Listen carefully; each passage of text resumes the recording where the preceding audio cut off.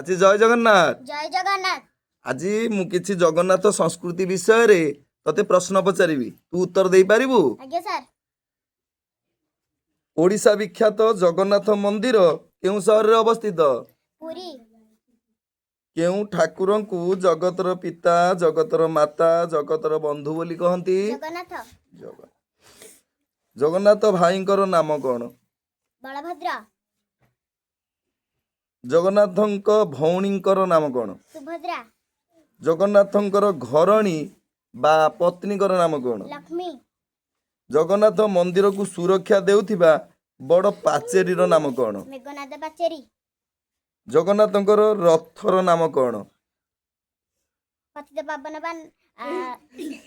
ଜଗନ୍ନାଥଙ୍କର ରଥର ନାମ କଣ? ନନ୍ଦିଘୋଷ। ପ୍ରଶ୍ନ ଭଲକରି ଶୁଣିମ, ଉତ୍ତର ପଛେ ଦବ ହେଲା। ଜଗନ୍ନାଥ ମନ୍ଦିରର ଉପରେ ଉଡୁଥିବା ବଡ଼ ପତାକାର ନାମ କଣ? ପତିତ ପାବନ ବାନା। ଜଗନ୍ନାଥଙ୍କ ପ୍ରସାଦକୁ କଣ କୁହାଯାଏ? ଅବଢ଼ା। ଜଗନ୍ନାଥ ମନ୍ଦିର ଉପରେ ଲାଗିଥିବା ଚକର ନାମ କଣ? ନୀଳଚକ୍ର।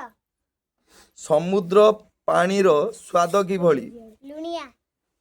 ଶ୍ରୀମନ୍ଦିର ଚାରିଦ୍ୱାରର ନାମ କଣ? ସିଂହଦ୍ୱାର, ସିଂହଦ୍ୱାର, ବ୍ୟାଘ୍ରଦ୍ୱାର, ଅସ୍ଥିଦ୍ୱାର, ଅଶ୍ୱଦ୍ୱାର। ରଥଯାତ୍ରାକୁ କେଉଁ ଯାତ୍ରା ନାମରେ ଆମେ ଜାଣିଛେ? ଘୋଷଯାତ୍ରା। ପୁରୀକୁ କେଉଁ କ୍ଷେତ୍ର କୁହାଯାଏ? ଶ୍ରୀକ୍ଷେତ୍ର।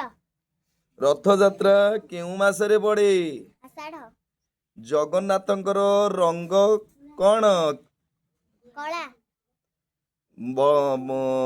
ବଡ଼ ଠାକୁର ବଳଭଦ୍ରଙ୍କର ରଙ୍ଗ କଣ? ଧଳା। ଭଉଣୀ ସୁଭଦ୍ରାଙ୍କର ରଙ୍ଗ କଣ? ହଳଦିଆ। ଏଇଭଳି ପ୍ରଶ୍ନ ମୁଁ ସବୁବେଳେ ପଚାରିବି, ତମେ ତା ଉତ୍ତର ଦବ। ବୁଝିପାରିଲ? କହିଦିଅ ଜୟ ଜଗନ୍ନାଥ। ଜୟ